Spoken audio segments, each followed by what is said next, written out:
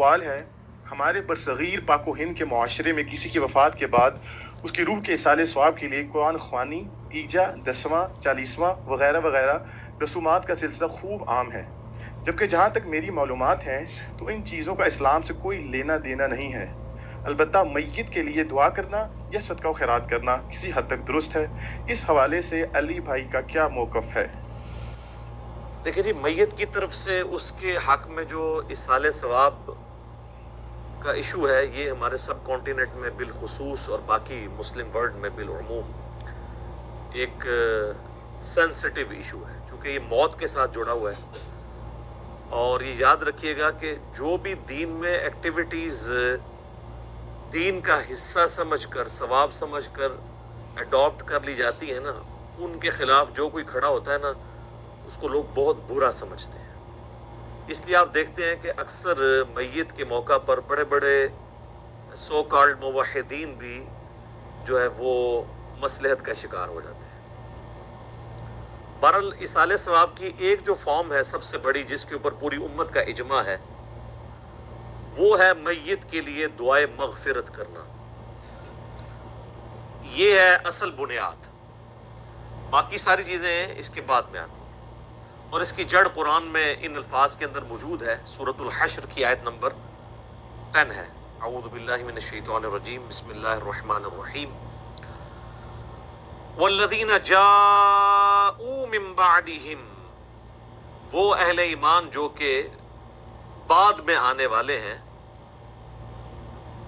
یقولون، وہ کہتے ہیں اپنے سے جو اگلے گزر چکے ہیں ان کے حق میں دعا کرتے ہوئے، ربنا اغفر لنا ولاخواننا الذین سبقونا بالایمان، رب ہمارے مغفرت فرما دے ہماری اور ہمارے بھائیوں کی جو ہم سے پہلے ایمان کی حالت میں دنیا سے رخصت ہو گئے، ولا تجعل فی قلوبنا غلا للذین آمنوا، اور ہمارے دل میں کوئی کجی، کوئی ٹیڑھ پن، کوئی بغض و کینہ ان لوگوں کے بارے میں نہ رکھ جو مر چکے۔ ظاہر ہے جو مر چکا ہے وہ اپنے انجام کو پہنچ چکا ہے۔ صحیح بخاری میں حدیث ہے کہ مردوں کو گالی مت دو، وہ اپنے انجام کو پہنچ چکے ہیں، اچھے یا برے۔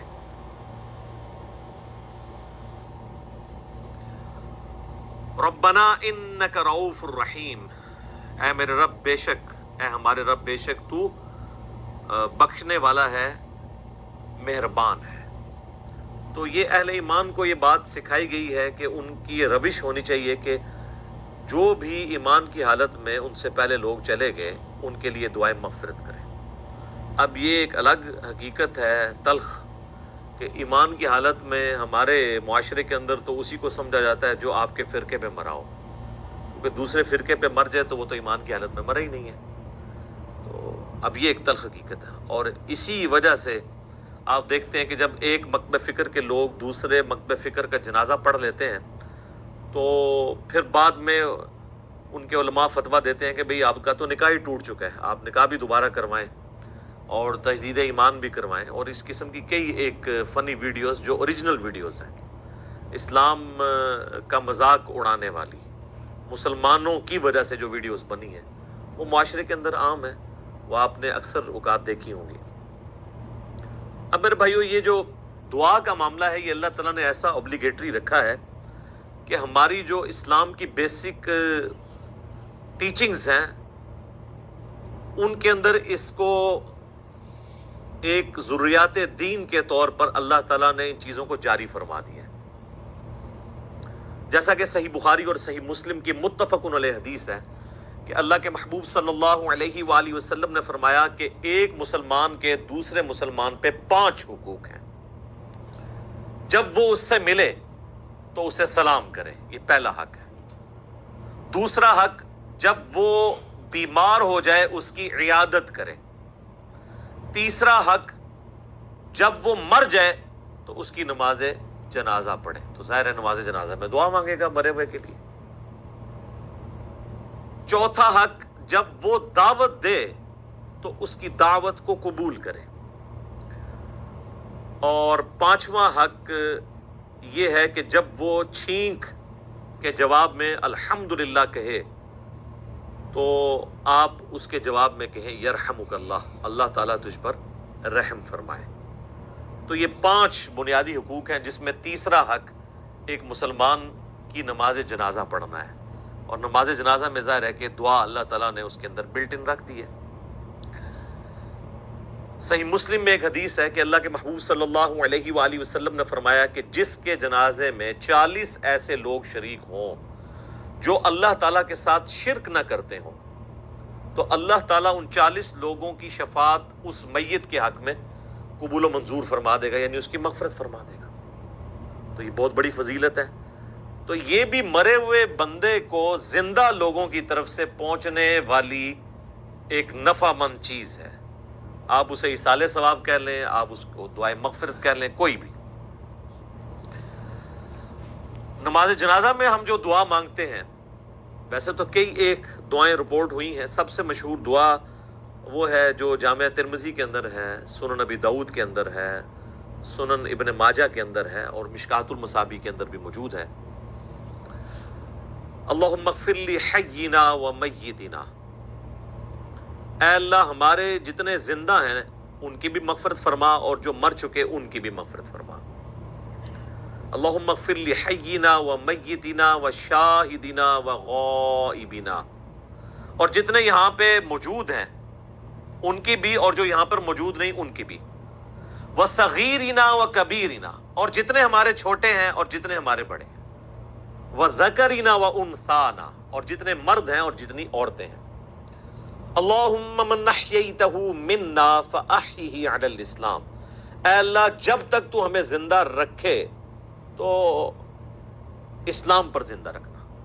ومن توفیتہ منا فتوفہ علی الایمان، اور جب ہمیں موت آئے تو ایمان کی حالت میں موت آئے، آمین۔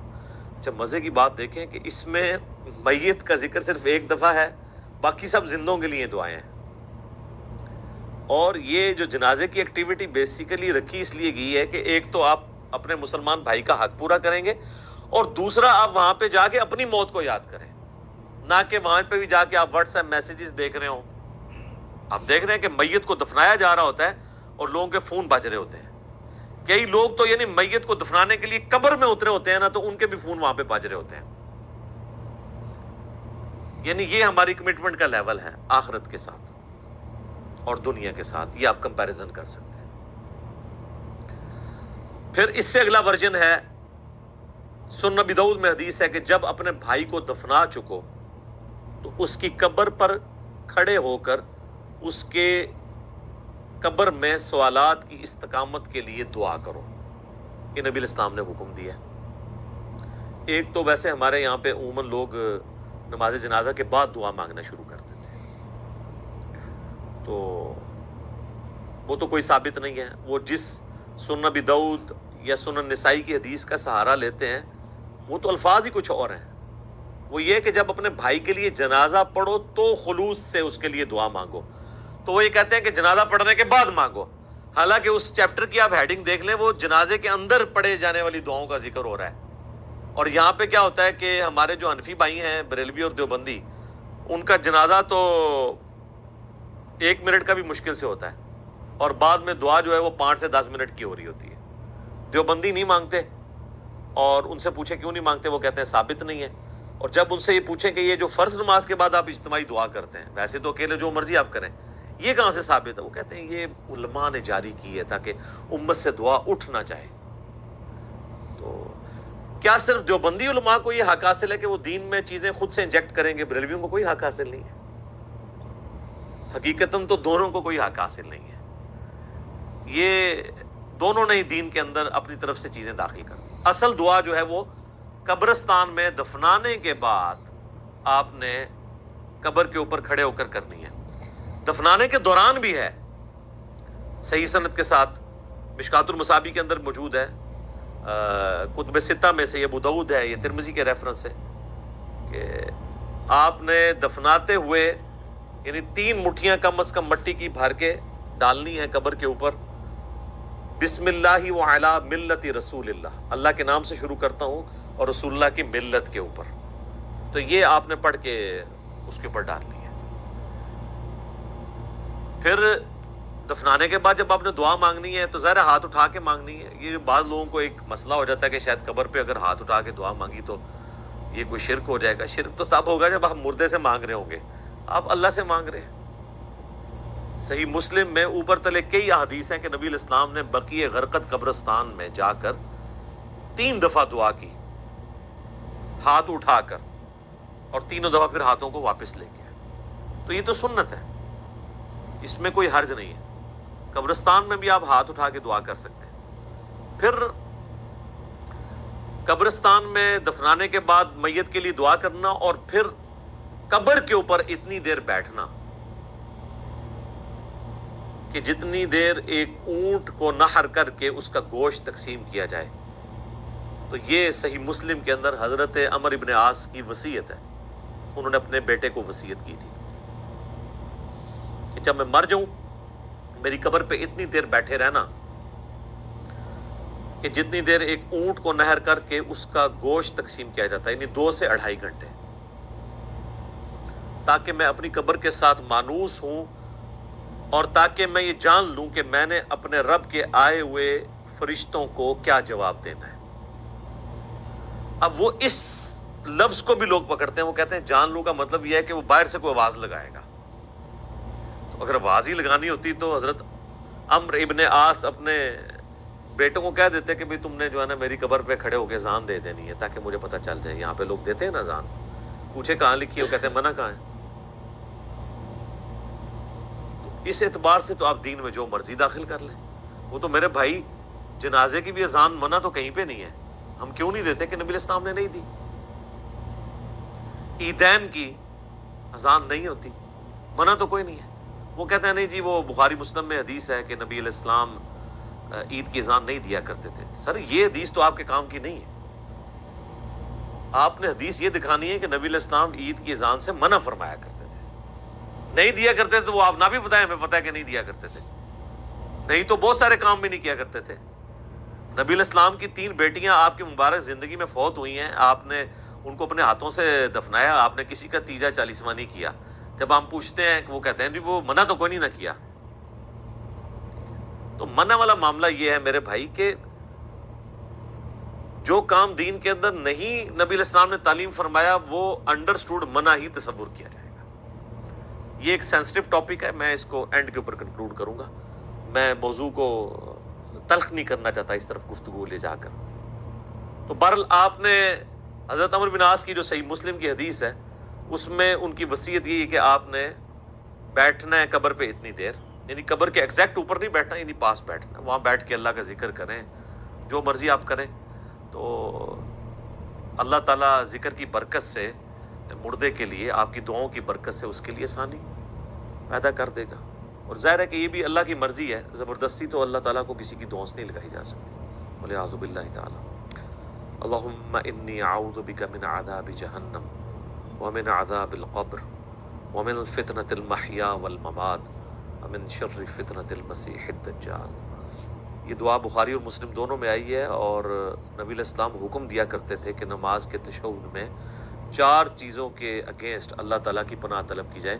اللہم انی اعوذ بک من عذاب جہنم ومن عذاب القبر ومن فتنة المحیا والممات من شر فتنة المسیح الدجال. اے اللہ میں جہنم کے عذاب سے تیری پناہ مانگتا ہوں, قبر کے عذاب سے تیری پناہ مانگتا ہوں, زندگی اور موت کے فتنے کے اگینسٹ تیری پناہ مانگتا ہوں, اور جھوٹے مسیح دجال مسیح کے فتنے سے تیری پناہ مانگتا ہوں. آمین.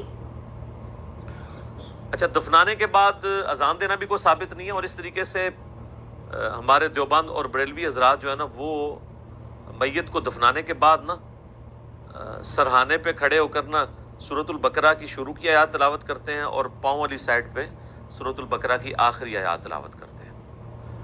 یہ روایت موجود ہے, لیکن یہ روایت جو ہے فیبریکیٹڈ روایت ہے. یہ روایت شعب الایمان امام بیہقی کی کتاب میں ہے, مشکات المصابیح کے اندر موجود ہے, لیکن اس کے اندر ایوب نام کا ایک متروک راوی ہے, یعنی جس سے حدیثیں لینا محدثین نے چھوڑ دی, ریجیکٹڈ پرسنالٹی.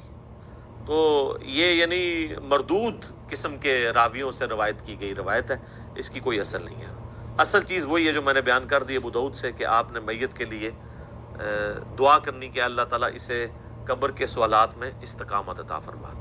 اور قبر کے سوال جو ہیں وہ بخاری، مسلم، ابو داؤد، مسند احمد میں رپورٹ ہوئے ہیں. کچھ حصہ بخاری مسلم میں ہوا ہے، کچھ ابو داؤد میں، ترمذی میں، مسند احمد میں. پہلا سوال ہوگا من ربک، تیرا رب کون ہے. دوسرا سوال ہوگا ما دینک، تیرا دین کیا ہے. تیسرا سوال ہوگا، ترمذی میں تو الفاظ ہیں من نبیک، تیرا نبی کون ہے. بخاری میں الفاظ ہیں ما کنت تقول فی حق ھذا الرجل، تو اس مرد کے بارے میں دنیا میں کیا کہا کرتا تھا، یا تو کیا کہے گا اس کے بارے میں. وہ کہتے ہیں جی نبی علیہ السلام کی شکل مبارک دکھائی جاتی ہے اور پوچھا جاتا ہے اس مرد کے بارے میں. تو یہ حاضر رجل، وہ کہتے ہیں حاضہ کا مطلب تو ہے کہ وہاں پہ موجود ہوں گے. سر اگر حاضہ کا مطلب وہاں پر موجود ہوں گے تو اس کے جواب میں یہ تو نہیں ہونا چاہیے ہوا محمد رسول اللہ. ہوا تو پھر جو ہے وہ تھرڈ پرسن کا صیغہ ہے، ہونا چاہیے حاضہ محمد رسول اللہ. تو اس کا جو ایک طریق ہے مسند احمد اور سنن ابی داؤد میں، اس میں الفاظ ہیں اس مرد کے بارے میں تیرا کیا خیال ہے، الذی بعث فیکم، جس کو اللہ نے تم میں مبعوث کیا تھا نبی بنا کے. یہ نہیں کہ یہ جو قبر میں آپ کے سامنے آئے ہوئے ہیں یا کوئی قبر میں تصویر دکھائی جاتی ہے، یہ بالکل جھوٹی بات ہے. تو یہ 3 سوالات، اور ایک چوتھا سوال ہے جو میں نے ایکسپلور کیا تھا جس کی وجہ سے کافی ہنگامہ کھڑا ہوا کہ قبر میں 3 نہیں 4 سوال ہوں گے. وہ چوتھا سوال جو ہے وہ مؤمن کے لیے اور منافق کے لیے ڈیفرنٹ ہوتا ہے. وہ بخاری میں بھی ہے، سنن ابی داؤد کے اندر بھی. مؤمن جو ہے وہ تینوں سوالوں کے جواب دیتا ہے تو فرشتے چوتھا سوال کرتے ہیں کہ تجھے کیسے پتا چلا. تو وہ کہتا ہے کہ میں نے اللہ کی کتاب پڑھی اور نبی علیہ السلام کے نبی ہونے کی تصدیق کی. تو اللہ کی کتاب اگر پڑھی نہیں ہوگی تو تصدیق کیسے کریں گے؟ یہ کتاب پڑھیں گے تو آپ تصدیق کریں گے نا. تو اور منافق کہتا ہے ہائی ہاتا لا ادری لا ادری، ہائے افسوس مجھے کچھ پتا نہیں، مجھے کچھ پتا نہیں. تو فرشتے اس کو کہتے ہیں کہ تو نے خود پڑھ کر سیکھنے کی، سمجھنے کی کوشش کیوں نہیں کی، یا کسی ایسے شخص سے پڑھنے کی کوشش کیوں نہیں کی جسے ان چیزوں کا پتہ تھا. دونوں معنی درست ہیں. تو جب تک آپ خود اللہ کو سیریس نہیں لیں گے آپ سچائی تک پہنچ نہیں سکتے. تو اس لیے میں نے کہا تھا قبر میں 3 نہیں 4 سوال ہونے ہیں، اور چوتھا سوال جو ہے وہ تمام سوالات کی جان ہے. اگر زندگی میں پتہ چل جائے تو پہلے 3 سوالوں کا جواب کے لیے تیار ہونا آپ کے لیے آسان ہو جائے گا، ادروائز تو مشکل ہو جائے گا. بہرحال ایک ضمناً یہ بات تھی. تو قبر پہ بھی آپ نے دعاؤں میں مردوں کو یاد رکھنا ہے. اس کے بعد عام حالت میں بھی آپ جب قبرستان جائیں گے تو آپ کو دعا سکھائی گئی ہے. صحیح مسلم میں الفاظ ہیں السلام علیکم اہل الدیار من المؤمنین والمسلمین وَإِنَّا إِن شَاءَ اللَّهُ بِكُمْ لَلَاحِقُونَ نَسْأَلُ اللَّهَ لَنَا وَلَكُمُ الْعَافِيَةَ. تم پر سلامتی ہو اے مؤمنین اور مسلمین جو اس قبرستان کے اندر دفن ہو، خواہ مرد ہو یا عورت ہو. السلام علیکم اہل الدیار من المؤمنین والمسلمین وَإِنَّا إِن شَاءَ اللَّهُ بِكُمْ لَلَاحِقُونَ. اور اللہ نے چاہا تو ہم بھی ان قریب تمہارے ساتھ آ کے ملنے والے ہیں، ظاہر ہم نے بھی مرنا ہے. اور پھر 7 الفاظ ہیں کہ ہم تم سے، تمہارے لیے اور اپنے لیے اللہ کے حضور عافیت کا سوال کرتے ہیں. نسأل اللہ لنا ولکم العافیہ، ہم اللہ سے سوال کرتے ہیں تمہارے لیے اور اپنے لیے عافیت کا. یہ دعا ہے. تھوڑے بہت الفاظ کے فرق کے ساتھ صحیح مسلم میں اور دعائیں بھی ہیں، بلکہ یہ سب سے آسان دعا، یاد رکھنی بھی آسان ہے. ایک دعا ہے جامع ترمذی کے اندر السلام علیکم یا اہل القبور. وہ روایت اصول محدثین پہ ضعیف ہے، اصل دعا یہی ہے. بلکہ صحیح مسلم میں ایک حدیث ہے، ہم عائشہ کہتی ہیں کہ نبی علیہ السلام ایک دفعہ میرے ساتھ بستر پہ لیٹے تھے، تو تھوڑی دیر بعد آپ نے یہ محسوس کیا کہ میں سو گئی ہوں. تو آپ علیہ السلام چپکے سے اپنے بستر سے نکلے اور بقیع غرقد مدینے کے قبرستان کی طرف چلے گئے. تو کہتی ہیں میں بھی نا جاسوسی کرنے کے لیے پیچھے کسی اور بیوی کے پاس نہ چلے گئی، میں بھی نکلی اور میں نے حضور علیہ السلام کو دیکھا کہ آپ بقیع قبرستان میں یوں ہاتھ اٹھا کے دعا کر رہے ہیں. 3 دفعہ آپ نے ہاتھ اٹھا کے دعا کی اور اپنے ہاتھوں کو واپس کیا. تو وہ کہتی ہے میں جلدی جلدی بھاگتی ہوئی واپس آئی, آ کے بستر پہ لیٹ گئی, اور یہ یعنی میں نے ایکٹ کرنے کی کوشش کی کہ میں تو یہاں سے گئی نہیں تھی, لیکن سانس پھولا ہوا تھا, سانس تو نہیں کوئی روک سکتا. وہ بزرگ ہی ہیں جو 12 دن تک وضو روک کے رکھتے ہیں, تو چونکہ جھوٹ ہوتا ہے نا, تو کہتے ہیں کہ میرا سانس پھولا ہوا تھا. نبی علیہ السلام جب واپس آئے تو انہوں نے سیدہ عائشہ سے فرمایا کہ تم میرے پیچھے آئی تھی, اور اگر تم مجھے نہیں بتاؤ گی نا تو تمام غیب کا جاننے والا تو مجھے بتا ہی دے گا. علم غیب بھی کلیئر کر دیا حضور نے. آپ نے نہیں کہا کہ مجھے تو پتہ ہے, میں تو حاضر و ناظر ہوں. ان کا مجھے اللہ تو خبر دے دے گا. تو تم نے کیا گمان کیا اللہ اور اس کا رسول تمہارے ساتھ خیانت کریں گے, یعنی میں کسی اور بیوی کے پاس چلا گیا ہوں؟ ان کا یا رسول اللہ ایسا ہی تھا, میں آپ کے پیچھے آئی تھی. تو آپ نے فرمایا کہ اصل میں جب میں لیٹا تو جبرائیل علیہ السلام اللہ کی طرف سے میرے پاس آئے, اور انہوں نے مجھے اللہ کا پیغام دیا کہ اللہ تعالیٰ آپ کو حکم دیتا ہے کہ آپ بقیع غرقد کے جو مدفن ہے وہاں پہ لوگ, ان کے لیے جا کے دعائیں مغفرت کریں. اچھا, وہ دعائیں مغفرت تو آپ وہاں بھی بیٹھ کے کر سکتے تھے. اس سے یہ پتہ چلی کہ قبرستان جا کے دعائیں مغفرت کرنا یہ چیز پسندیدہ ہے اللہ تعالیٰ کو. اور پھر نبی علیہ السلام سے دعا کروانا یہ امت کی تعلیم کے لیے بھی تھا. نبی علیہ السلام نے وہاں پہ دعا کی, آپ کی دعا کی برکت کا حصہ ان لوگوں کو نصیب ہوا. تو اس سے یہ پتہ چلا کہ آپ قبرستان جا کے آپ ہاتھ اٹھا کے بھی دعا کریں گے, رات کے وقت بھی جا سکتے ہیں. اور صحیح مسلم میں الفاظ ہیں, ام عائشہ کہتی ہیں کہ نبی علیہ السلام اکثر بقیع غرقد قبرستان چلے جایا کرتے تھے دعا کرنے کے لیے قبرستان میں. تو یہ یعنی نبی صلی اللہ علیہ وآلہ وسلم کی سنت ہے. باقی ہاتھ اٹھا کے دعا کرنا فرض نماز کے بعد بھی اپنی انڈیویجول دعا کر سکتے ہیں, اس کے لیے تو کوئی ممانعت نہیں. ابو داؤد میں تو روایت کمزور ہے, لیکن المستدرک للحاکم میں صحیح سند سے ہے کہ تمہارا رب سخی ہے, کریم ہے, حیا فرماتا ہے ایسے شخص سے جو اس کے حضور ہاتھ اٹھا کے دعا کرتا ہے کہ اسے محروم لوٹائے. ہاتھ اٹھا کے دعا کرنا اللہ تعالیٰ کو بغیر ہاتھ اٹھائے دعا کرنے سے زیادہ محبوب ہے. اور دعا کے بعد چہرے پہ ہاتھ پھیرنا بھی سنت ہے, بلکہ امت یہ وہ سنت ہے جو واقعی سنت ہے, جو اجماع اور عملی تواتر سے ٹرانسفر ہوئی ہے. اور الادب المفرد امام بخاری کی کتاب کے اندر صحیح بخاری کی سند کے اوپر یہ حدیث موجود ہے کہ حضرت عبداللہ ابن زبیر اور حضرت عبداللہ ابن عمر یہ دعا کے بعد اپنے چہرے پر ہاتھ پھیرا کرتے تھے. نبی اسلام کے حوالے سے بھی ملتا ہے, ابو داؤد میں روایت کمزور ہے, اس لیے شیخ زبیر علی صاحب نے مشکات کے فٹ نوٹ پہ اس روایت کے اوپر ضعیف کا حکم لگا کے ساتھ الادب المفرد کی روایت لکھ دی ہے کہ یہ روایت درست ہے. ویسے بھی امت کا اجماع ہے, اس کے لیے حدیثوں کی تو ہمیں حاجت نہیں ہے. امت کا اجماع اور عملی تواتر سنت سے چہرے پہ ہاتھ پھیرنے کو ٹرانسفر کر رہی ہے. لہٰذا چند ایک علماء عرب کا اسے بدعت کہنا ان کے کم علمی کی نشانی ہے اور ایک تنگ نظری کی نشانی ہے. اوورال یہاں پہ بھی جو اہل حدیث ہیں وہ چہرے پہ ہاتھ پھیرنے کے قائل ہیں. میں یہ ضمناً 7 چھوٹے چھوٹے مسائل بتا دیتا ہوں تاکہ آسانی ہو جائے. تو آپ نے چہرے پہ ہاتھ بھی پھیرنے ہیں. اس طریقے سے صحیح مسلم میں حدیث ہے کہ نبی علیہ السلام اپنی والدہ کی قبر پر گئے. آلموسٹ آپ سمجھ لیں اپنے والدہ کی وفات کے 50 سال کے بعد, کیونکہ یہ فتح مکہ کے بعد کی بات ہے.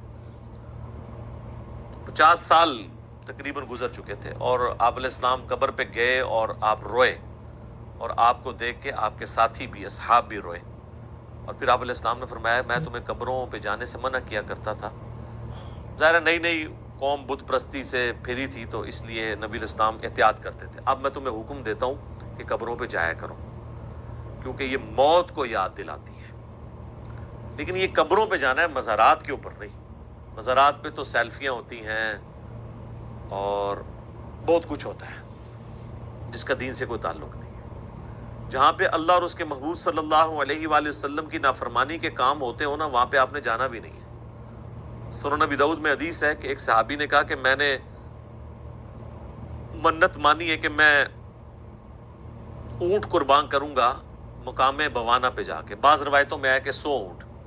تو نبی علیہ السلام نے فرمایا کہ دیکھنا وہاں پر زمانہ جاہلیت میں کسی بت کی پرستش تو نہیں ہوتی تھی, اس زمانے میں, اب نہیں.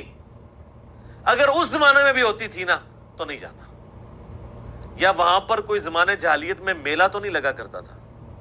انہوں نے دونوں چیزیں جب رسول اللہ کو کنفرم کی تو آپ صلی اللہ علیہ وآلہ وسلم نے پھر ان کو اجازت دے دی. ٹھیک ہے. کہ تم کرو. پھر آپ علیہ السلام نے فرمایا کہ ایسی منت نہ پوری کرو جو تمہیں یعنی عاجز کر دے. اس طرح کی منت نہ مانو، اور اگر مانی ہے تو اس کو منت کو پورا نہ کرو. اور اللہ کی نافرمانی میں بھی منت نہ مانی جائے، اور جو اللہ کی نافرمانی میں ہوگی آپ نے اس کا کفارہ بھی نہیں دینا ہوگا. جیسے میرا بیٹا ہوا تو اس کی چٹکیاں فلاں دربار پہ جا کے منڈواؤں گا. تو اب یہ ساری منت اس کو توڑ بھی دیں، توڑنا واجب ہے اور کفارہ بھی نہیں ہے. اگر کوئی صحیح کوئی منت مانی تھی تو آپ اس کا کفارہ ادا کریں گے. ویسے ہوتا کچھ نہیں ہے. بخاری مسلم میں حدیث ہے کہ منت ماننے سے کنجوس کا مال نکل جاتا ہے، یہ مصیبت کو نہیں ٹال سکتی. تو بہرحال یہ ہے کہ آپ نے منت کا پھر کفارہ وہی ہے جو بخاری مسلم میں ہے کہ منت توڑنے کا کفارہ وہی ہے جو قسم توڑنے کا کفارہ سورۃ المائدہ کی آیت نمبر 89 میں، کہ ایک غلام آزاد کریں یا 10 مساکین کو کھانا کھلائیں یا 10 مساکین کو کپڑے لے کر دیں، اور اگر کوئی غریب ہے تو 3 مسلسل روزے رکھ لیں. تو اس طرح کی پھر منتیں آپ نے پوری نہیں کرنی ہوگی. بہرحال نبی علیہ السلام نے اپنی والدہ کی قبر پہ جا کے یہ امت کو میسج دیا کہ آپ نے قبروں کو لاوارث نہیں چھوڑنا، قبروں پہ جانا ہے، قبروں پہ جا کے عبرت حاصل کرنی ہے، اور قبروں پہ جا کے ان قبر والوں سے نہیں مانگنا بلکہ ان کے لیے دعا کرنی ہے کہ اللہ تعالیٰ ان کی مغفرت کا کوئی سامان کرے، کیونکہ وہ ہماری دعاؤں کے محتاج ہیں جو قبرستان میں دفن ہے، کیونکہ وہ تو اب اپنے اعمال آگے نہیں بڑھا سکتے. تو جو ہم پیچھے بچ گئے ہیں ہماری ذمہ داری ہے ہم ان کے لیے جا کے دعائے مغفرت والا معاملہ کریں. اچھا، اسی طریقے سے صحیح بخاری اور صحیح مسلم دونوں میں حدیث ہے کہ نبی علیہ السلام کو ایک صحابی کی وفات کی خبر ملی تو نبی علیہ السلام نے دونوں ہاتھ یوں بلند کر کے، حتیٰ کہ صحابہ کہتے ہیں ہم نے آپ کے بغلوں کی سفیدی بھی دیکھی، کیونکہ آپ کا اکثر لباس تہمد اور اوپر چادر ہوتی تھی. اگر آپ نے کرتا نہ پہنا ہو اور صرف چادر اوپر لی ہوئی ہو اور یوں ہاتھ اٹھائیں تو بغلوں کی سفیدی ظاہر ہو جاتی ہے. تو آپ نے کہا اے اللہ ابو عامر کو بخش دے اور اسے کثیر مخلوق پر فضیلت عطا فرما. تو اس سے ثابت ہوا کہ مرے ہوئے شخص کے لیے ہاتھ اٹھا کے آپ دعا کر سکتے ہیں ان الفاظ کے ساتھ. اور ایک اور حدیث ہے صحیح مسلم کے اندر، ام سلمہ کہتی ہیں کہ جب میرے خامن فوت ہوئے ابو سلمہ تو نبی علیہ السلام ہمارے گھر تشریف لائے تو آپ صلی اللہ علیہ وآلہ وسلم نے ہمیں صبر کی تلقین کی، اور آپ علیہ السلام نے پھر ابو سلمہ کے لیے دعا کی کہ اے اللہ اسے بخش دے اور اسے اپنے ہدایت یافتہ لوگوں میں بلند درجہ عطا فرما، اور اے اللہ اس کے جو پیچھے لوگ بچ گئے ان پہ تو خلیفہ ہو جا، یعنی اس کی کمپنسیشن تو فرما دے، اور اے اللہ اس کی قبر کو نور سے تو بھر دے. یہ آپ صلی اللہ علیہ وآلہ وسلم نے ان کے لیے دعا کی، اور اس میں یہ بھی الفاظ ہیں کہ قبر کو گشادہ کر دے اور نور سے بھر دے. یہ تعزیت کی دعائیں ہیں جو آپ کر سکتے ہیں. باقی قبرستان جا کے آپ جنازہ اگر آپ کا رہ گیا تو آپ قبرستان جا کے قبر پہ کھڑے ہو کے بھی جنازہ پڑھ سکتے ہیں. بخاری مسلم دونوں میں حدیث ہے کہ ایک بوڑھی عورت جو مسجد نبوی کی صفائی کیا کرتی تھی جب وہ فوت ہو گئی تو صحابہ نے رسول اللہ کو نہیں بتایا اور راتوں رات جنازہ پڑھ کے دفنا دیا. کچھ دن کے بعد نبی علیہ السلام نے پوچھا کہ وہ عورت نظر نہیں آ رہی، تو بتایا گیا کہ وہ تو فوت ہو گئی ہے. تو حضور نے فرمایا کہ مجھے اس کی قبر پہ لے جاؤ. تو اب حضور علیہ السلام کو کسی صحابی نے یہ نہیں کہا کہ یا رسول اللہ آپ تو ہر مومن کی قبر میں جاتے ہیں، تو 3 دن پہلے تو آپ تشریف لے گئے ہوں گے، آپ کو تو پتہ ہی ہوگا کہ یہ مر چکی ہے. اس زمانے میں یہ عقیدے نہیں ہوا کرتے تھے، نہ کسی کے دماغ میں ہوتا تھا.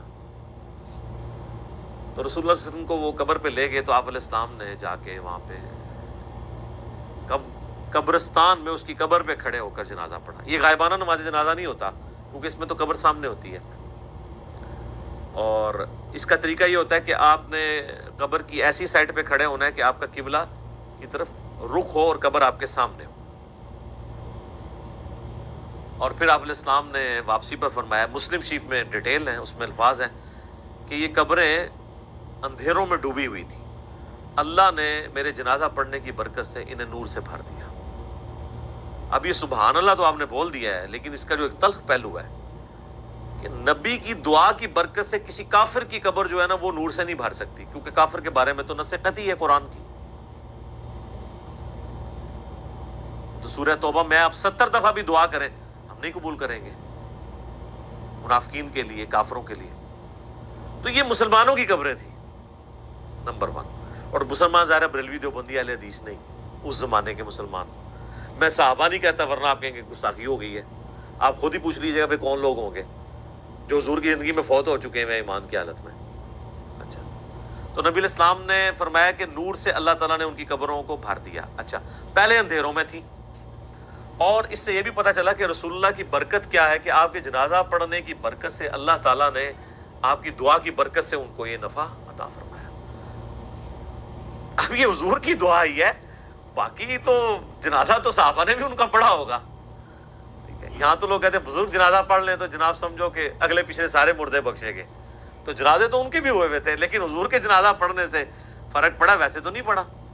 اس طرح بخاری مسلم میں حدیث ہے، نبی علیہ السلام ایک جگہ سے گزر رہے تھے تو آپ کا خچر بےدک گیا اور آپ رک گئے. صحابہ نے پوچھا یا رسول اللہ کیوں رکے؟ آپ نے فرمایا ان دو قبر والوں کو عذاب ہو رہا ہے. کسی صحابی نے نہیں کہا کہ کشف القبور ہے، ہمارے جو گھوڑے کے قدموں سے خاک نکل کے جو ہمارے گھوڑے کے نتھرے میں بیٹھے گی، وقت کا بڑے سے بڑا غوث بھی اس مرتبے کو نہیں پہنچ سکتا. جب غوث قبروں کے اندر جھانک کے دیکھ لیتے ہیں تو یا رسول اللہ ہم بھی ابھی دیکھ لیتے ہیں. وہ تو حضور سے پوچھ رہے کہ یا رسول اللہ یہ کیا ہے، قبر کے اندر کیا ہو رہا ہے؟ سب کہانی ہے. غوث پر سارے فیل کرتے ہیں. میرا میکینیکل انجینئرنگ دا فارمولا کو غوث پڑھ کے نا ویکھ کے میں لکھ کے دینا، لکھ کے انہوں دیکھ کے پڑھ کے دس دے. کوئی زبانی تو بڑی دور دی گل ہے، اور میں صرف کہہ رہا ہوں پڑھ کے بتا دے، سمجھا تو مجھے پتا ہے کہ وہ سکتا ہی نہیں ہے جب تک اس نے انجینئرنگ نہیں کی ہوگی. اور ان کا تو دعویٰ ہے نا کہ اللہ کو تو انجینئرنگ آتی ہے نا جی، کہ اللہ ان کو سکھاتا ہے تو پھر سکھا دے اللہ ان کو. سب کہانیاں بنائی ہوئی انہوں نے. تو نبی علیہ السلام فرمایا کہ ایک پیشاب کے چھینٹوں سے نہیں بچتا تھا، دوسرا چغلی کھایا کرتا تھا. پھر آپ علیہ السلام نے ایک ٹہنی درخت کی توڑی، اس کے دو حصے کیے اور اسے لگا دیا دونوں قبروں پہ. آپ نے فرمایا جب تک یہ ہری رہیں گی نا ان کے عذاب میں تخفیف ہوگی. اب یہ حضور کے ہاتھوں کی برکت ہے. لوگوں نے پھر آگے ضرب تقسیمیں لگا دیں کہ جی وہ ٹہنیاں جو ہے اللہ کا ذکر کریں گی اور ذکر کرنے کی برکت سے یہ ہوگا. اور سب ٹہنیاں لگانے سے کیا ہونا ہے؟ وہ رسول اللہ کے مبارک ہاتھوں کی برکت تھی. اور اسی کو پھر ایکسٹراپولیٹ کیا نا انہوں نے قبروں پہ جو پھول ڈالتے ہیں. تو پھر آپ پھول نہ ڈالیں، جو نبی علیہ السلام نے کیا آپ وہی کام کریں. آپ ضرور ٹہنی لگائیں، اور یہاں پہ لوگ لگا بھی دیتے ہیں دفناتے وقت سرانی سائڈ کے اوپر. تو آپ سنت کے اوپر، اسی سنت کے اوپر عمل کریں. تو آپ نے فرمایا ایک پیشاب کے چھینٹوں سے نہیں بچتا تھا اور ایک چغلی کھایا کرتا تھا. بظاہر ایک دیکھنے میں معمولی سے گناہ ہے، لیکن ان کا عذاب یہ یعنی ان کو دیکھنا پڑا. تو نبی صلی اللہ علیہ وآلہ وسلم کے اس عمل کی برکت سے ان تک یہ نفع پہنچا. تو یہ تو حضور کی برکات ہے. تو بعض لوگ یعنی نبی علیہ السلام کے قبرستان جنازہ پڑھنے سے غائبانہ نماز جنازہ کی طرف جاتے ہیں. غائبانہ نماز جنازہ یہ نہیں ہے. صحیح بخاری میں موجود ہے نبی علیہ السلام نے نجاشی کا نماز جنازہ غائبانہ پڑھا اور آپ کو اللہ تعالیٰ نے وحی کے ذریعے بتایا. تو آپ نے فرمایا کہ تمہارا بھائی جو ہے وہ نجاشی فوت ہو گیا، تو اس کے لیے 4 تکبیریں کہیں. تو امام بخاری نے اس پہ باب نہیں باندھا کہ غائبانہ نماز جنازہ کا جواز. امام بخاری کو پتہ تھا یہ نجاشی کی خصوصیت ہے، کیونکہ نجاشی کی تو وہ حیثیت نہیں تھی جو رسول اللہ کے اور اصحاب کی تھی. حضور کے نزدیک سب سے لاڈلے صحابہ، جن میں ٹاپ آف دا لسٹ حضرت زید ابن حارثہ، جن کا نام قرآن میں ہے سورۃ الاحزاب میں. حضور کے منہ بولے بیٹے، اور وہ جنگ موطا میں شہید ہوئے. تو بخاری کے الفاظ ہیں، آپ مدینہ شریف میں رو رہے ہیں کہ میرے زید کو شہید کر دیا گیا، میرے جعفر کو شہید کر دیا گیا، عبداللہ بن رواحہ کو شہید کر دیا گیا.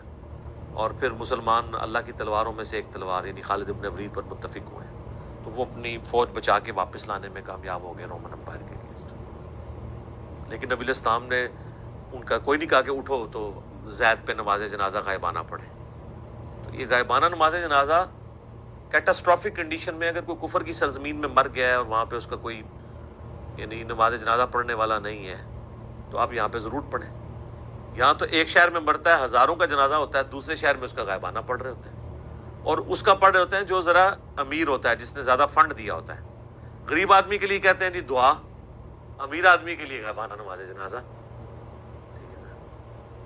تو نہ آپ کی دعاؤں سے کوئی فرق پڑ رہا ہے نہ نماز جنازوں سے، کیونکہ آپ تو سب کچھ دنیا داری کے لیے کر رہے ہیں. یہ جو ایٹیچیوڈ ہے، پھر اس کے اوپر چندے اکٹھے کرنا. آپ پتہ نا ہمارے تو یہاں ایک بہت بڑی جماعت رہی ہے جس نے غائبانہ نماز جنازہ کو ایک ایکٹیویٹی بنا کے اس طرح پریزنٹ کیا اور یعنی ہلچل مچا کے رکھ دی، اور اس میں پھر چندے اکٹھے کیے. تو یہ بھی ایک یعنی لوگوں کی جیبیں ہتھیانے کا ایک ذریعہ بن گیا یہ. حالانکہ مردے کے لیے تو دعا کرنی ہے کہ اللہ تعالیٰ اس کے لیے کوئی آسانیوں والا معاملہ فرمائے. تو نبی صلی اللہ علیہ وآلہ وسلم نے دعا کے حوالے سے جو چیزیں تعلیم فرمائی ہیں میں نے کوشش کی ہے کہ آپ تک پہنچیں، کہ آپ نے دعا کرنی ہے جب کوئی شخص مر جاتا ہے اس کے لیے دعا کرنی ہے جنازے کی شکل میں، پھر قبرستان میں جا کے دعا کرنی ہے اس کی قبر پہ کھڑے ہو کے، اس کے بعد قبر پہ بیٹھے رہنا ہے اتنی دیر 2-2.5 گھنٹے جتنی دیر اونٹ نہر کر کے اس کا گوشت تقسیم کیا جاتا ہے، چند لوگ بیٹھ جائیں. اس کے بعد بھی وقتاً فوقتاً جب قبرستان جانا ہے اس کے لیے دعا کرنی ہے، اور قبرستان نہ بھی جائیں اپنی نمازوں کے اندر آپ نے دعا کرنی ہے اس کے لیے. تو کئی ایک دعائیں ہیں، آپ یہ دعا تو ضرور کریں اپنے نماز کے تشہد میں. بخاری مسلم میں حدیث ہے جب تم تشہد پڑھ چکو، دروشی پڑھ چکو، تو جو چاہو اپنے رب سے مانگو. تو کم از کم اپنے ماں باپ کے لیے دعا مانگیں، رب ارحمہما کما ربیانی صغیرا، اے رب ان دونوں پر رحم فرما جس طرح انہوں نے بچپن میں مجھے پالا تھا. رب اجعلنی مقیم الصلاۃ ومن ذریتی ربنا وتقبل دعاء ربنا اغفر لی ولوالدی وللمؤمنین یوم یقوم الحساب. اللہم ربنا آتنا فی الدنیا حسنۃ وفی الآخرۃ حسنۃ وقنا عذاب النار. اللہم انی اعوذ بک من عذاب جہنم ومن عذاب القبر ومن فتنۃ المحیا والممات ومن شر فتنۃ المسیح الدجال. آمین. یہ ساری دعائیں جتنی بھی آپ کو دعائیں یاد ہیں وہ آپ پڑھیں. مشکات المصابیح کی آپ پہلی جلد میں تشہد کی دعاؤں کے بیان میں چلے جائیں تو آپ کو کئی ایک دعائیں مل جائیں گی، وہ یاد کریں. قرآن میں جتنی دعائیں آئی ہیں وہ آپ مانگ سکتے ہیں، اس موقع پہ مانگیں. تو یہ میت کے اوپر، مرے ہوئے شخص کا حق ہے زندوں کے اوپر کہ اس کے لیے دعا کریں. وہ بات وہیں سے شروع ہوئی تھی سورۃ الحشر کی آیت نمبر 10 سے، ربنا اغفر لنا ولاخواننا الذین سبقونا بالایمان. جو ایمان کی حالت میں دنیا سے چلے گئے ہیں، اے اللہ ان کو بخش دے، ہمارے بھائیوں کو، ان کے لیے دعا کرنی چاہیے. یہ ایصال ثواب کا سب سے بڑا ذریعہ ہے اور سب سے زیادہ زور اسی کے اوپر ہونا چاہیے. اس کے علاوہ بھی ذریعہ موجود ہے لیکن جو اصل بنیاد ہے وہ ہے دعا. اب آ جائیں جو باقی ذرائع ہیں، اس کی اصل وہ حدیث ہے جو صحیح مسلم کے اندر موجود ہے کہ اللہ کے محبوب صلی اللہ علیہ وآلہ وسلم نے فرمایا کہ جو شخص مر جاتا ہے نا تو اس کے تمام اعمال منقطع ہو جاتے ہیں، یعنی اب کوئی عمل وہ کر نہیں سکتا. سر میں یہ الفاظ جب پڑھتا ہوں نا یا بیان کرتا ہوں میں کانپ اٹھتا ہوں کہ جو مر گیا وہ کچھ نہیں کر سکتا. ایک بار سبحان اللہ کی بھیک بھی نہیں مانگ سکتا کہ میں ایک سیکنڈ مجھے مل جائے کہ میں سبحان اللہ کہوں. آپ صلی اللہ علیہ وآلہ وسلم نے فرمایا سوائے 3 اعمال کے، مسلم شریف کے الفاظ ہیں. نمبر 1 صدقہ جاریہ، یعنی اس نے اپنی زندگی میں کوئی نیکی کا کام کیا تھا، کہیں کنواں کھدوا دیا تھا، کہیں مسجد بنوا دی تھی، کوئی یتیم خانہ بنوا دیا تھا، اور اس طرح کی چیز جو اس کے مرنے کے بعد بھی جاری رہی، جس میں اس نے اپنی انویسٹمنٹ کی تھی مالی طور پر یا فزیکلی، تو وہ اس کو ثواب ملے گا. اور جینون ہے، ظاہر ہے کہ اس میں ہم اسے کوئی نفع نہیں پہنچا رہے، اس کے اپنے کیے ہوئے اعمال کا ثواب اسے مل رہا ہے. ہم انڈائریکٹلی اس طرح پہنچا رہے ہیں کہ ہم اگر اس کنویں سے پانی پیتے ہیں تو جتنے لوگ پیئیں گے اس کا ثواب اسے ملے گا. دوسرا فرمایا کہ علم نافع، جو نفع مند علم ہے، اگر کسی نے دنیا میں کوئی نفع مند علم پھیلایا تھا تو اس کے مرنے کے بعد اس کو ثواب ملے گا. اس کے لیے تو میرے پاس دنیا میں اگر کوئی سب سے بڑی مثال ہے نا تو وہ صحیح بخاری اور صحیح مسلم ہے. ان ائمہ کو جو اللہ نے اتنی بڑی بات سجھائی کہ انہوں نے نبی علیہ السلام کی سنت کو ریٹن ریکارڈ کے طور پر جمع کیا. آج نا 1200 سال تو ہو چکے ہیں، کوئی ان کے پائی کی کتاب لا نہیں سکا. اب تو ویسے ہی بھول جائیں. اب وہ حدیث کا بھی جو پیریڈ تھا وہ پہلے 500-600 سال کا تھا، اس کے بعد تو سب کے سب جو ہے نا وہ ناقل ہی ہیں پرانے بزرگوں کے. محدثین جو اپنی اسناد سے حدیثیں پہنچاتے تھے وہ تو اب فوت ہو چکے، کیونکہ اب تو سند ہی بہت لمبی ہو گئی ہے. 1000 سال کی سند کون یاد رکھے؟ یہ تو پہلے 300 سال میں کتابیں لکھی گئی. آج بھی بخاری مسلم کو پڑھ کے جو بندہ نماز کا طریقہ سیکھ رہا ہے اور نماز سنت کے طریقے پہ پڑھ رہا ہے، امام بخاری امام مسلم کو ایک ایک چیز کا ثواب آٹومیٹکلی پہنچ رہا ہے. سر میں کہتا ہوں جی کیلکولیٹر فیل ہو جائیں جو امام بخاری امام مسلم کے نامہ اعمال میں وہ ہر سیکنڈ میں جو ثواب جا رہا ہے جس لیول کا، تو جتنی نمازیں ہم پڑھ رہے ہیں، اور سر اس سے اوپر چلے جائیں، ہماری ہر نیکی، ہر مسلمان کی نیکی کا ثواب محمد رسول اللہ صلی اللہ علیہ وآلہ وسلم کے لیے۔ اور یہ دیکھیں اللہ تعالیٰ نے اس کا ذکر بھی سورہ قلم میں فرمایا ہے، پارہ نمبر 29 میں جو دوسری سورت ہے اس میں الفاظ موجود ہیں۔ اعوذ باللہ من الشیطان الرجیم، بسم اللہ الرحمن الرحیم، نون والقلم وما یسطرون ما انت بنعمت ربک بمجنون وان لک لاجرا غیر ممنون۔ اور اے محبوب صلی اللہ علیہ وآلہ وسلم، بے شک آپ کے لیے ایسا اجر ہے جو کبھی ختم ہونے والا نہیں ہے، یعنی وہ ٹوٹے گا نہیں، وہ ایک سمجھ لیں ایک فشن ریئیکشن کی طرح چلتا جا رہا ہے، ملٹی پلائی ہوتا جا رہا ہے۔ تو جس نے یعنی نافع علم لوگوں کو سکھایا، تو ظاہر ہے یہ بھی اس کا اپنا عمل ہے، یہ ہماری طرف سے ڈائریکٹلی کوئی نفع نہیں ہے، ہاں انڈائریکٹلی ضرور ہے۔ اور تیسرا فرمایا کہ نیک اولاد جو اس کے لیے دعا کرتی ہے۔ ویسے دعا تو کوئی بھی کر سکتا ہے، میں نے کتنی حدیثیں اور سورۃ الحشر کی آیت نمبر 10 کی روح سے بتایا کہ آپ دعا کریں گے، لیکن اولاد کے لیے اس لیے کہا گیا کہ اولاد کی دعا کمٹمنٹ کے ساتھ ہے، جو جس در سے وہ دعا کرے گی، مولوی تو پیسے لے کے اتنے در سے دعا نہیں کر سکتا۔ اور دوسرا، اولاد کے ہر نیک عمل کا ثواب آٹومیٹکلی ماں باپ کو ملتا ہے، چاہے وہ زندہ ہو چاہے وہ مر چکے ہوں۔ اس کی وجہ یہ ہے کہ اولاد انویسٹمنٹ ہے ماں باپ کی۔ سنن ابی داؤد میں حدیث ہے کہ سب سے پاکیزہ کمائی وہ ہے جو انسان کی اپنے ہاتھ کی کمائی ہے، اور انسان کی اولاد بھی اس کی کمائی ہے۔ اگر اس نے اچھی تربیت کی ہے تو ثواب ملے گا، اور اگر بری تربیت کی ہے تو وبال بھی ملے گا۔ اس پہ تو وبال ہوگا، لیکن اس کے وبال میں بھی کمی نہیں آئے گی۔ یہ بھی یاد رکھنا ہے، یہ دونوں چیزیں پیرلل میں چلتی ہیں۔ اچھا، بعض لوگ کہتے ہیں کہ اگر کسی نے اپنی اولاد کی تربیت اچھی نہیں کی، وہ خود بخود ہی نیک ہو گئی ہے، تو پھر کیا ماں باپ کو ثواب ملے گا؟ ہاں، اللہ کی رحمت کا تقاضا ہے کہ ماں باپ کو پھر بھی ثواب ملے گا، کیونکہ اللہ تعالیٰ ہمیشہ سولوشن اینڈ پہ رہتا ہے، پرابلم اینڈ پہ نہیں۔ وَكَتَبَ رَبُّكُمْ عَلَى نَفْسِهِ الرَّحْمَةَ، اور تیرے رب نے اپنے اوپر لازم کر لیا ہے کہ وہ ہر حال میں رحم ہی فرمائے گا، یعنی اس کا جو رحم کرنے والا ایک فیکٹر ہے وہ ڈومیننٹ ہے۔ بخاری مسلم کی متفق علیہ حدیث ہے کہ نبی علیہ السلام فرمایا کہ اللہ تعالیٰ نے مخلوقات کی پیدائش سے پہلے اپنے پاس عرش پہ یہ عبارت لکھ لی تھی کہ میری رحمت میرے غضب پہ سبقت لے جانے والی ہے۔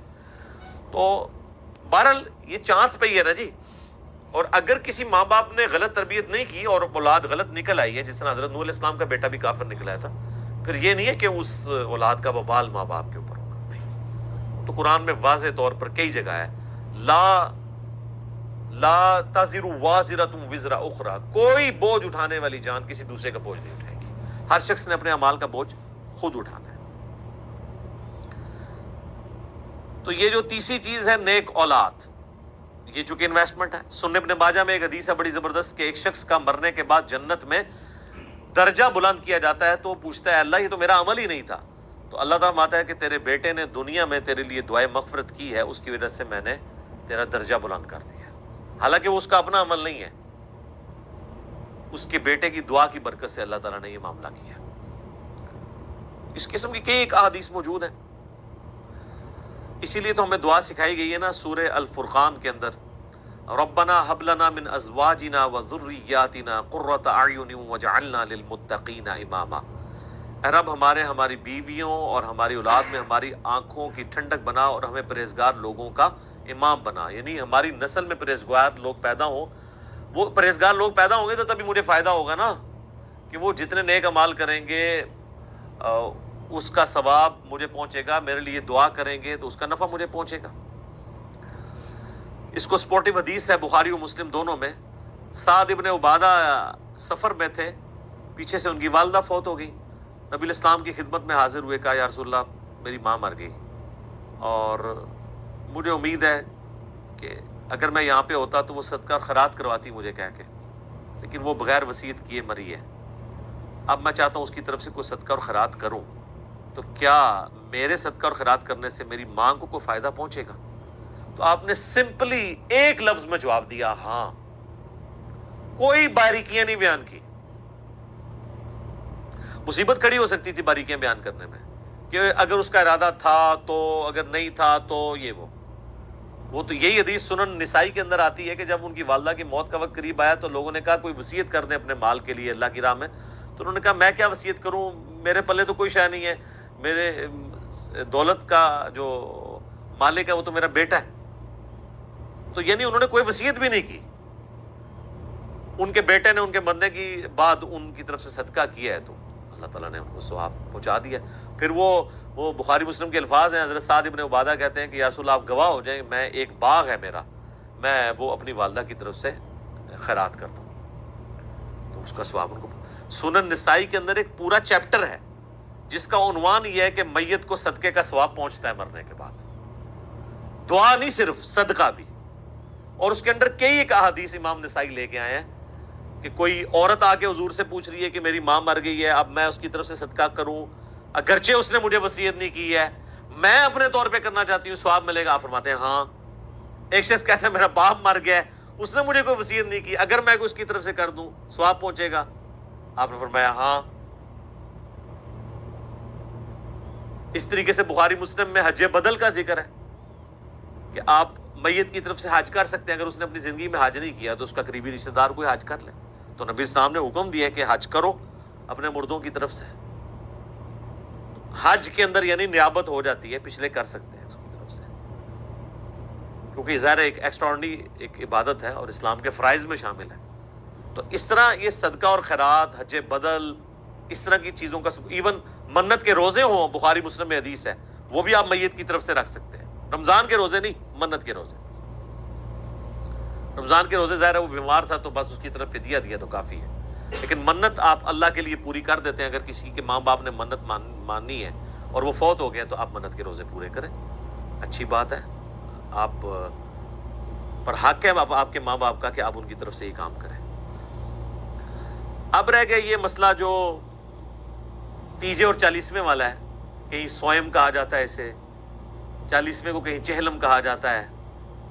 دیوبندی اس کو اپنی مسجد میں اناؤنسمنٹ کرتے ہیں کہ میت کے لیے انشاءاللہ کل 10 بجے دعا ہوگی، تے ان کے کر کے ہٹے ہو، نماز جنازہ بھی پڑھی جائے، قبرستان دبیا بھی جائے، دعا کی دیجیے. اور بریلوی کہتے ہیں جی کل کا ختم ہوگا، اسے وہ چہلم بھی جو تیجا بھی کہتے ہیں اور سوئم بھی کہتے ہیں. پہلے تو تیسرے دن سوئم ہوا کرتا تھا، نام آج بھی سوئم ہے لیکن ہوتا دوسرے دن ہے، وہ لوگوں کے پاس ٹائم نہیں ہے نا، لوگ رشتہ دار بھی دور دراز سے آئے ہوتے ہیں، وہ کہتے ہیں کم مکاؤ.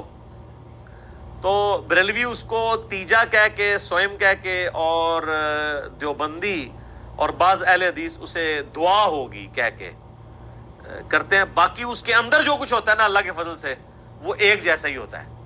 کاپا پروگرام، کھان پین، قرآن خوانی اور گٹھلیاں اور وہ سارے کے سارے معاملات، اور حفاظ بلائے جاتے ہیں، مدرسے کے اسٹوڈنٹ بلائے جاتے ہیں، اور تلاوت نعت بھی ہوتی ہے، اور تھوڑا یعنی زیادہ ہوگا تو تھوڑا زیادہ نعتیں ہو جاتی ہیں. یہ ساری کی ساری ایکٹیویٹیز ہوتی ہیں. تو ان کا تو دین کے اندر کوئی لینا دینا نہیں ہے، یہ لوگوں نے خود ایجاد کر لی ہے. اس کے اوپر میں ڈیٹیل سے گفتگو کرتا ہوں، لیکن ابھی اذانیں شروع ہو چکی ہیں انشاءاللہ، اذان کے وقفے کے بعد انشاءاللہ. ہاں جی، اذان کے وقفے سے پہلے ہم ڈسکشن کر رہے تھے یہ تیجا، چالیسواں، 10واں، جمعراتیں، برسیاں، 11ویاں، 22 رجب کے کنڈے، محرم کی نیازیں، میلاد کی نیازیں، سب کی سب یعنی ایکٹیویٹیز خود سے دین میں داخل کی ہوئی ہیں، ان کو خود بھی پتہ ہے. اب تو نوبت یہاں تک آ گئی ہے کہ ایون 40ویں کے کارڈ چھپتے ہیں، جس طرح آپ کی شادی کارڈ ہوتے ہیں، اخبارات کے اندر بڑے بڑے اشتہارات چھپتے ہیں. اچھا، یہ ہم کو مذاق اڑانے کے لیے نہیں کہہ رہے، اگر یہ سب کچھ جائز ہوتا نا، اس کے لیے ساری ایکٹیویٹیز آپ کریں، جو بھی ماڈرن طریقہ اڈاپٹ کریں.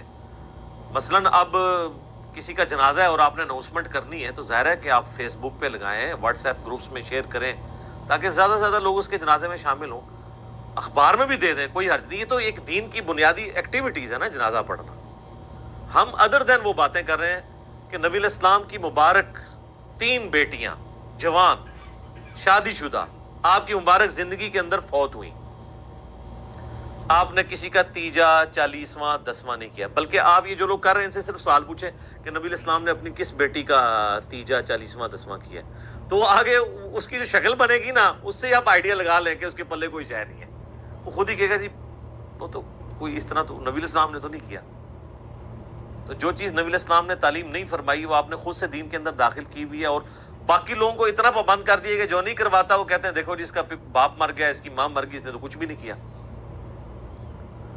اور پھر مدرسوں سے باقاعدہ، اب مجھے نہیں پتا کئی سال پہلے تک تو یہ جب ہم چھوٹے چھوٹے تھے اس وقت 300 روپیہ تقریباً ریٹ تھا، پھر بڑھتے بڑھتے اب تو شاید 1000 روپے تک پہنچ چکا ہو ریٹ ایک قرآن کا، اور مجھے تو لگتا ہے یہ 1000 روپے میں بھی سستا ہے قرآن اگر دیکھا جائے۔ ہو سکتا ہے 3 دفعہ سورہ اخلاص پڑھ کے ہی آپ کو دیتے ہوں ایک قرآن۔ تو یعنی قرآن اس لیے نازل ہوا تھا کہ آپ مردوں کو زبردستی اللہ سے بخشوائیں گے اس کے ذریعے۔ آپ کے پنجاب میں ایسی جگہ بھی ہیں جہاں پر 40 دن کے لیے خیمہ لگ جاتا ہے قبر کے اوپر، اور شفٹوں میں حافظ قرآن پڑھ رہے ہوتے ہیں، اور ان کا یہ عقیدہ ہے کہ بھی جیسے ہی لوگ یہاں سے ہٹتے ہیں نا پھر فرشتے آتے ہیں سوال کے لیے، وہ کہتے ہیں 40 دن آتے رہیں گے تنگ آ کے چھوڑ ہی دیں گے۔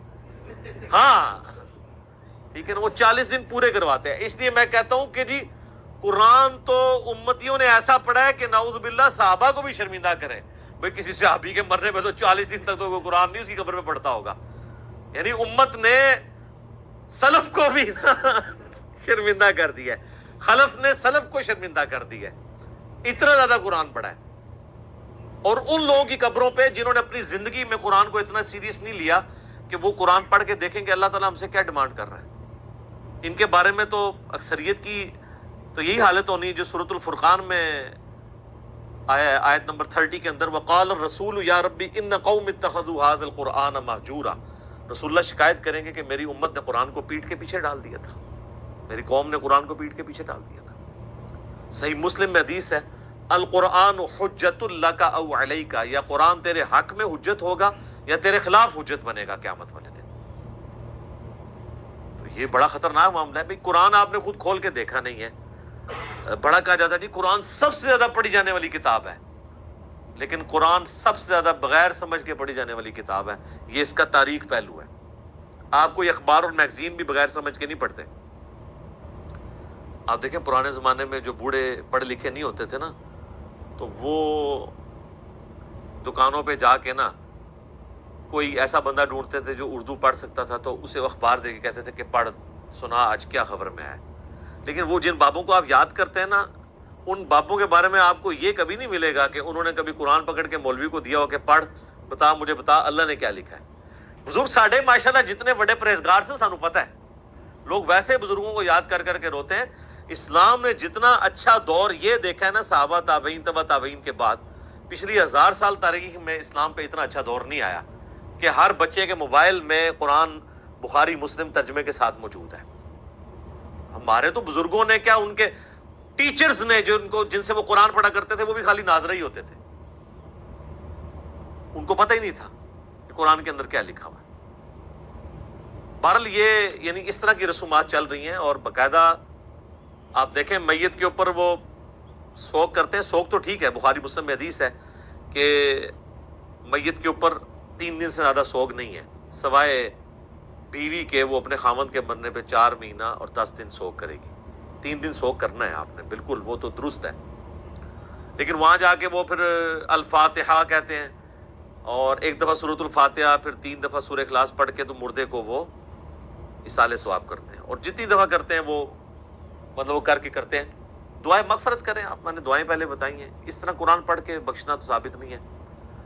اور اولاد اگر خود پڑھ رہی ہے قرآن تو وہ آٹومیٹکلی ثواب ملے گا، اولاد کو تو بخشنے کی ضرورت بھی نہیں، اور اس کے لیے ماں باپ کا مرنا بھی ضروری نہیں، زندگی میں بھی ان کو ثواب ملے گا۔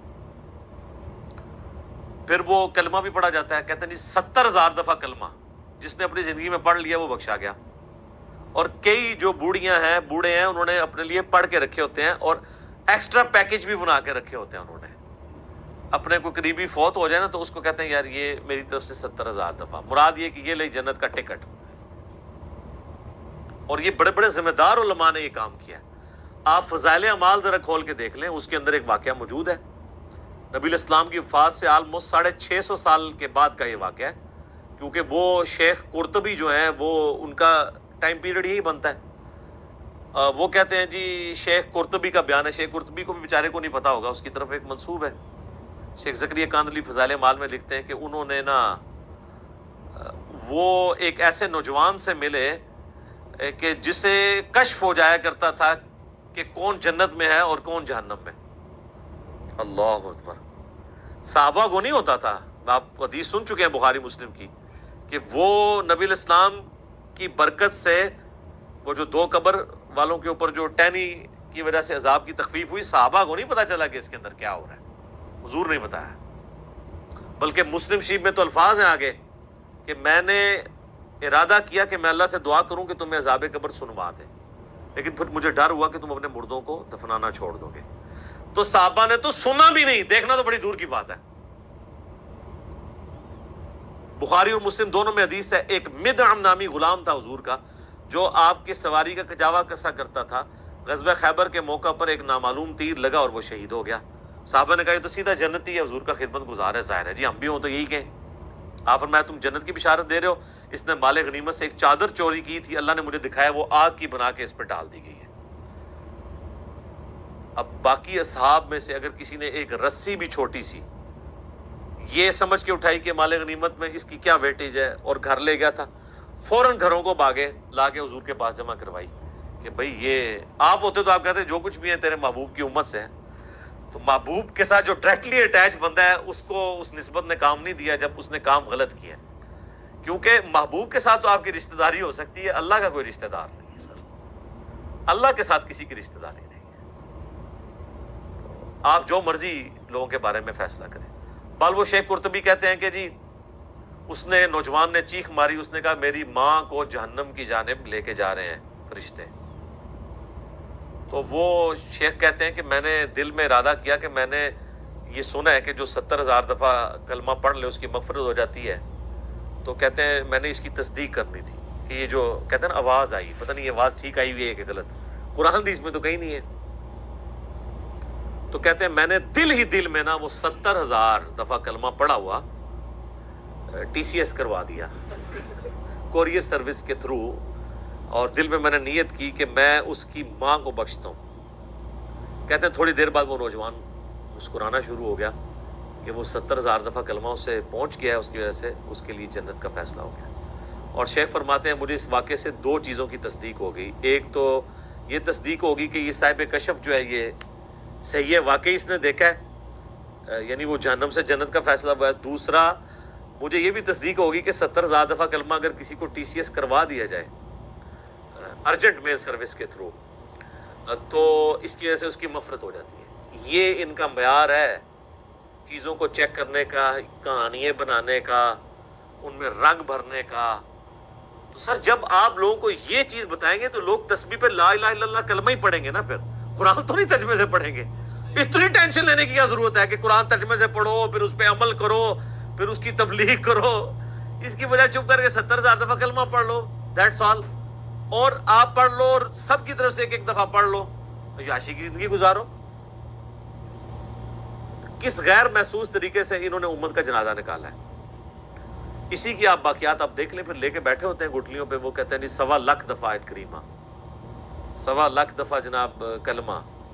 اور پھر باقاعدہ جب دعا ہو رہی ہوتی ہے تو اس میں بتایا جاتا ہے کہ اتنے قرآن, اتنا کلمہ, اچھا جی, اور پھر یہ بتایا جاتا ہے جی تیسرا کلمہ اتنی دفعہ. تیسرا کلمہ اللہ سے آتا ہے نا, پہلا کلمہ اتنی دفعہ, درود شریف اتنی دفعہ. اور جو بیچ میں کچھ لچ تلنے والے ہوتے ہیں نا, وہ دعا کے دوران بھی کہہ دیتے ہیں کہ اے جی 1000 دفعہ جو ہے نا سورہ اخلاص میری طرف نہیں پاؤ, کیونکہ انہوں نے پڑھا ہے یا نہیں ہے. بال وہ انہوں نے کرنا اس لیے ہوتا ہے کہ مطلب وہ جو لواحقین ہیں ان کو پتہ چل جائے کہ اس نے بھی لچ طلب ہے. اور بعض اوقات تو پوری لسٹ بن کے آتی ہے نا, اس میں نام بھی پڑے جاتے ہیں کہ اس نے یہ کیا, اس نے یہ کیا, اس نے یہ کیا. اگر کسی کا نام سکپ ہو گیا تو وہ اس طریقے سے بھی اپنی انٹری لگواتا ہے. جو لوگ ظاہر ہے کہ جی بغیر وضو کے صرف رشتہ داری نبھانے کے لیے جنازے پڑھ دیں, ان سے آپ کچھ بھی ایکسپیکٹ کر سکتے ہیں. یہ جتنے پولیٹیکل لیڈرز ہوتے ہیں آپ دیکھیں کتنے صحافی وہاں پہنچے ہوتے ہیں, بس وہ اسی طریقے سے پڑھ دیتے ہیں کہ تو بس ٹھیک ہے ایک حاضری لگوانے کے لیے آئے تھے. اسی لیے آپ دیکھیں جنازہ پڑھنے کے بعد وہ ڈھونڈ کے بندے کو مل کے جاتے ہیں کہ بھی تاکہ اس کو انشور کریں کہ ہم نے جنازہ پڑھا ہے. حالانکہ وہ اس کو دعا جنازے کی سن لینا تو اکثر لوگوں کو نہیں آتی ہوتی, تو کیا پڑھ کے گیا وہاں سے, وہ صرف حاضری لگوانے کے لیے آتے ہیں.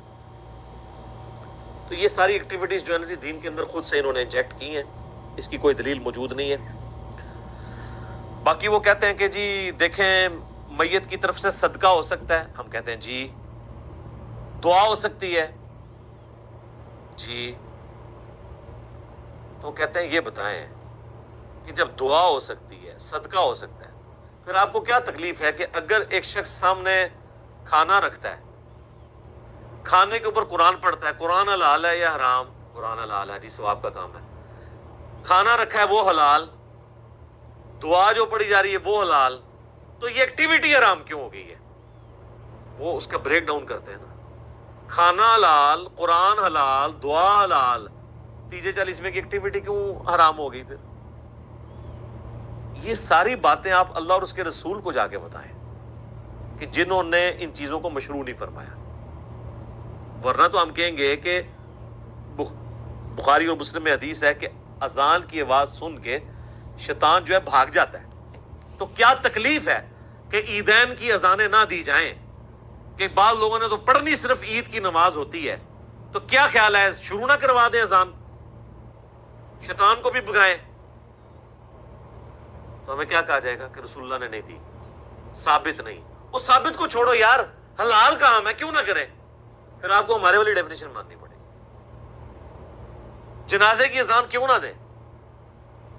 اچھا اس میں انہوں نے ایک ایکسکیوز نکالا جی, جنازے کی اذان جو ہے نا جی, وہ جب بچہ پیدا ہوتا ہے نا, جو اذان دی جاتی ہے نا وہ اس وقت ہو جاتی ہے. کولو ہی گل بنا لی نے, کہانی بنائی ہوئی ہے. ٹھیک ہے جی, وہ جتنی مرضی کہانیاں بناتے جائیں.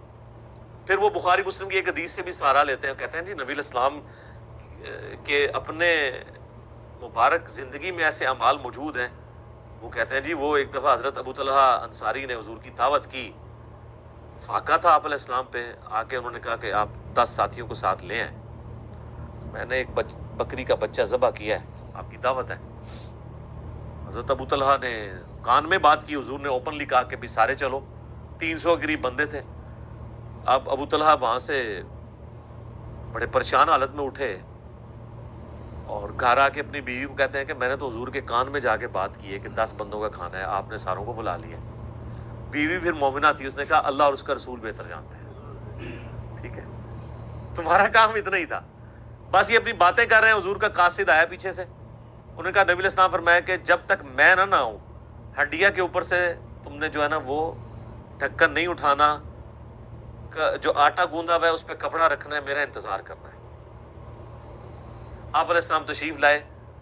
آپ نے حدیث کے الفاظ ہیں کہ کچھ پڑھا, دعا کی, اس کے اوپر کھانے کے اوپر برکت کی. وہ کہتے ہیں ہم بھی تو یہی کرتے ہیں سب کچھ, لیکن اس کا آخری حصہ چھوڑ دیتے ہیں. اس میں آگے الفاظ ہیں نبی علیہ السلام نے اپنا لعاب دہن مبارک بھی اس میں ڈالا. ٹھیک ہے, اور پھر آپ فرمایا ڈھکن نہیں اٹھانا, بس اس میں سے سالن نکالتے رہنا ہے اور آٹے کے لیے پیڑے نکالتے رہنا. 300 بندہ کھا کے چلا گیا. جب چلے گئے انہوں نے ڈھکن اٹھا کے دیکھا, سالن بھی اتنا تھا اور آٹا بھی اتنا ہی تھا. وہ حضور نے ہی کھلایا ہے, اللہ نے ہی حضور علیہ السلام کے ذریعے کھلایا ہے. تو اس کو وہ دلیل کہتے ہیں کہ جی ہم یہ جو تیجے 40ویں کے اوپر یہ جو کچھ کر رہے ہوتے ہیں نا, حالانکہ وہ کسی میت کے اوپر نہیں تھا, وہ تو کھانا کھلایا گیا تھا فاقہ نشین لوگوں کو. یعنی کس طرح ضرب تقسیمیں جوڑتے ہیں. تو اس کا تو مطلب یہ ہے کہ پھر آپ پھر تھوک بھی ڈالا کریں اپنا بیچ میں, اور نہیں, اور یہ پھر آپ نے تھوک جو ہے رپورٹ بھی کرنا ہے. یہ نہیں ہے کہ آپ اندر ڈال دیں, یہ نہ ہو کہ آپ تھوک ڈالیں اور بار بتائیں نا. وہ پھر آپ نے لوگوں کو بتانا ہے کہ اس میں تھوک ڈالے آپ نے, تو پھر آپ کے ساتھ لوگ اکرام مسلم والا معاملہ کریں گے. تو آپ اگر دلیل وہاں سے پکڑ لیں, پھر منوان اس کو پورے کا پورا اپلائی کریں. نبی علیہ السلام نے اپنے کسی صحابی کے لیے یہ کام نہیں کیا. اپنے اہل بیت میں سے کوئی فوت ہوا ہے ان کے لیے ایسی ایکٹیویٹیز پرفارم نہیں کی ہے. صدقہ کریں, دعا کریں, وہ جنرل ہے. باقی